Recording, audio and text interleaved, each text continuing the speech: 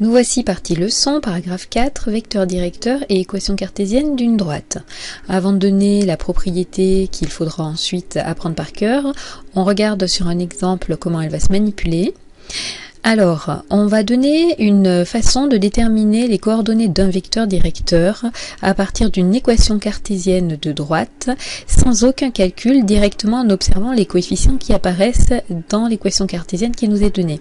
Donc par exemple ici, sur un exemple, si on me dit qu'une équation cartésienne de la droite est 5x plus 3y plus 8 égale 0, je vais pouvoir donner tout de suite un vecteur directeur en piochant alors d'abord le coefficient de y, c'est-à-dire le nombre qui multiplie y, et je vais le multiplier par moins 1 et le mettre en abscisse, et ensuite en utilisant le coefficient du x, le nombre qui multiplie x, et le mettre tout de suite en ordonnée.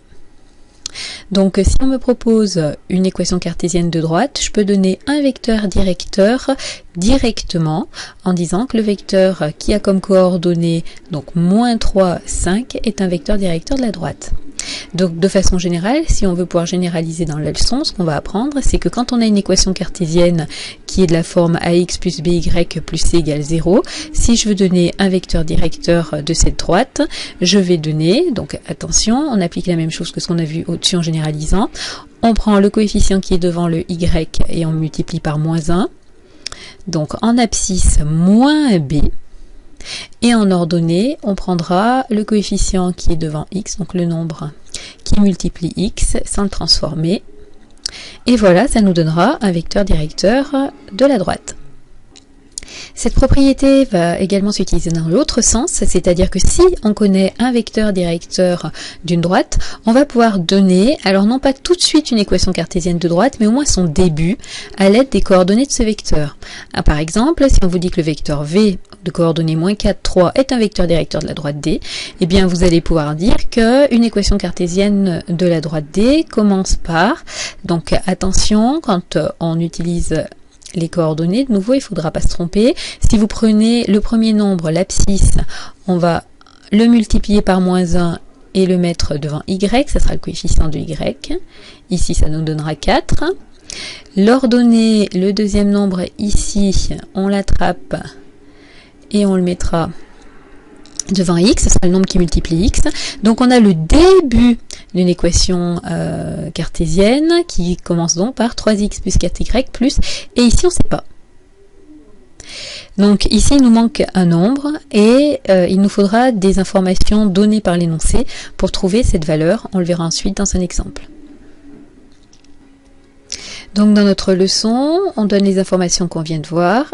D'abord, dans un repère orthonormé, si on nous donne une équation cartésienne de droite, si la droite D a comme équation cartésienne ax plus by plus c égale 0, alors on peut obtenir le vecteur u de coordonnées moins ba sera un vecteur directeur de la droite.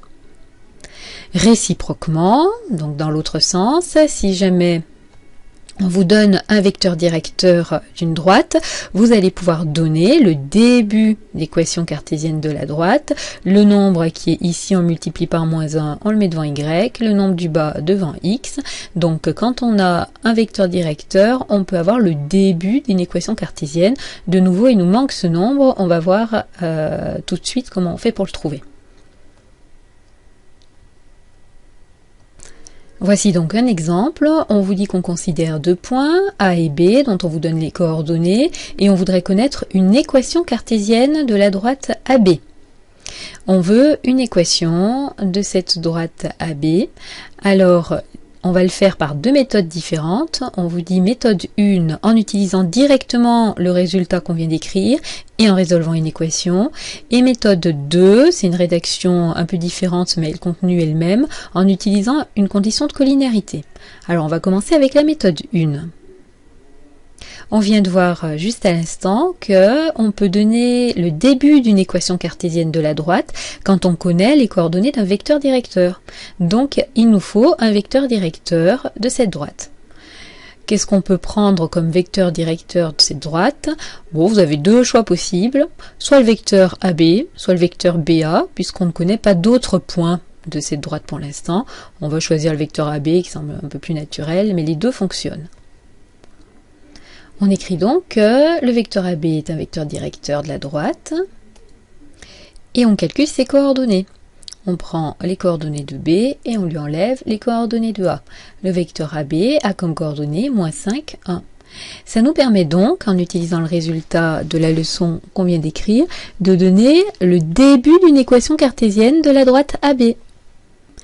Une équation cartésienne de la droite AB est donc de la forme, on dit qu'on va donner seulement sa forme, puisqu'on ne va pas le donner en entier. Alors, on ne se trompe pas, on utilise la leçon comme il faut. Ce nombre, on l'exploite. On va le mettre devant y. Et attention, pas d'erreur de signe, il faut le multiplier par -1. Donc, c'est 5y. On exploite la deuxième valeur, l'ordonnée du vecteur, et il s'agit du coefficient du x. On la pose ici. Donc, une équation cartésienne de la droite AB est de la forme 1x plus 5y plus, alors plus quoi? On ne sait pas, on va laisser la lettre C, puisqu'on ne sait pas.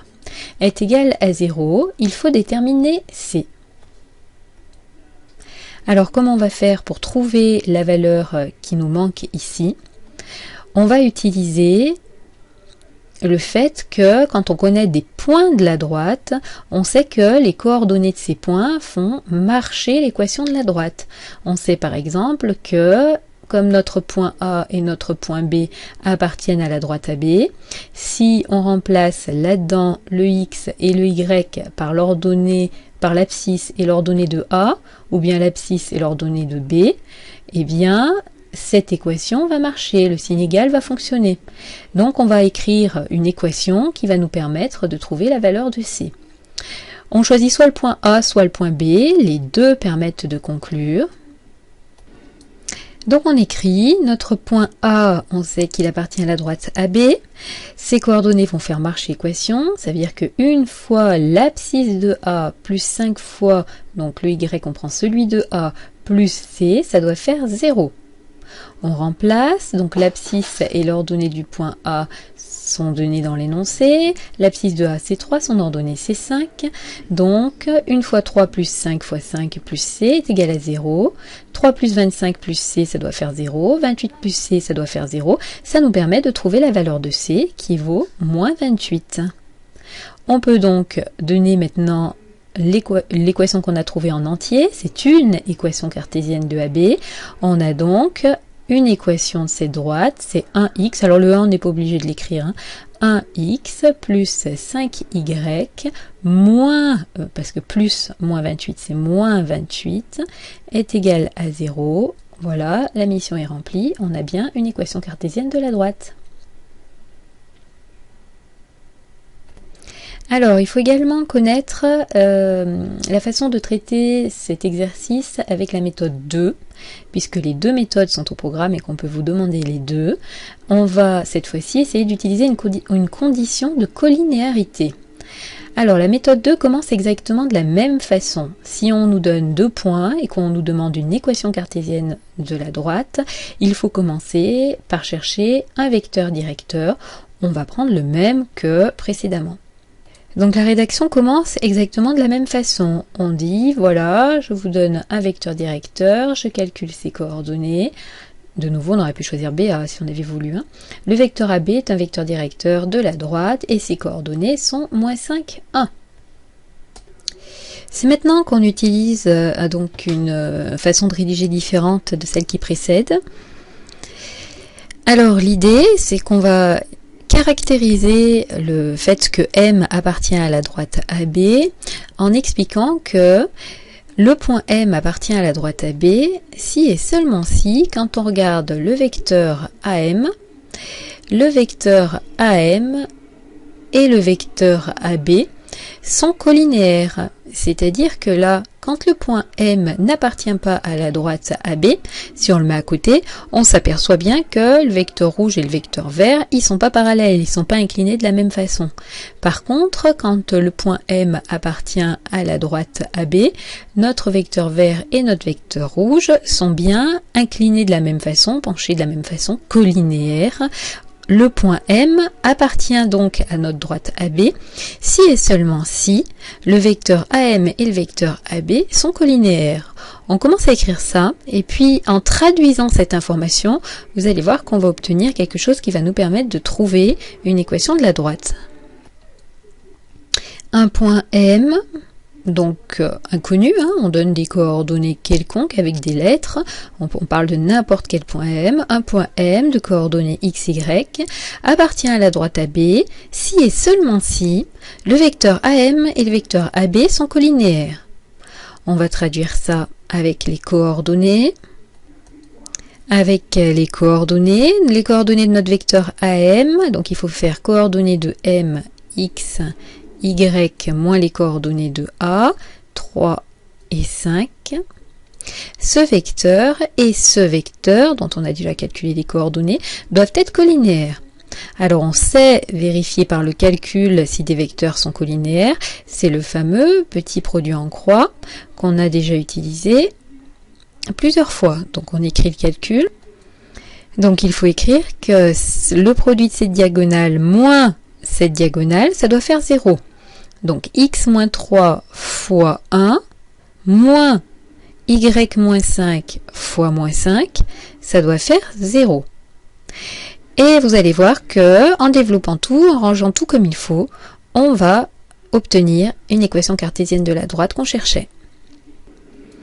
Donc on développe, attention aux erreurs de signes, soit tout de suite on neutralise ce signe moins avec celui-ci, soit on fait attention, ce signe moins on le conserve, on ouvre des parenthèses et on distribue le moins 5, on a moins 5 fois y, plus moins 5 fois moins 5, on a donc dans les parenthèses moins 5y plus 25, et comme on a un signe moins devant les parenthèses, pour laisser moins une fois tout l'intérieur des parenthèses, donc on change le signe, on aura plus 5y moins 25 en enlevant les parenthèses.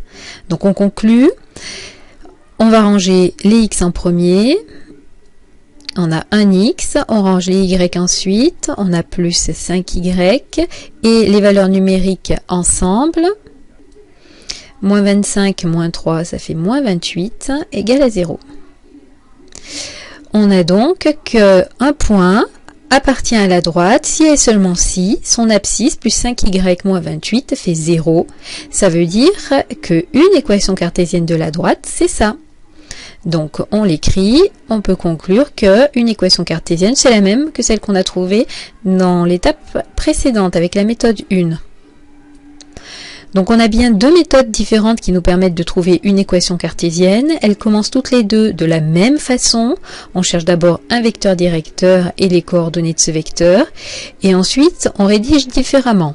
Soit on utilise le résultat de la leçon qui nous dit qu'un vecteur directeur nous permet d'avoir le début d'une équation cartésienne et il nous manque la fin qu'on résout à l'aide d'une petite équation.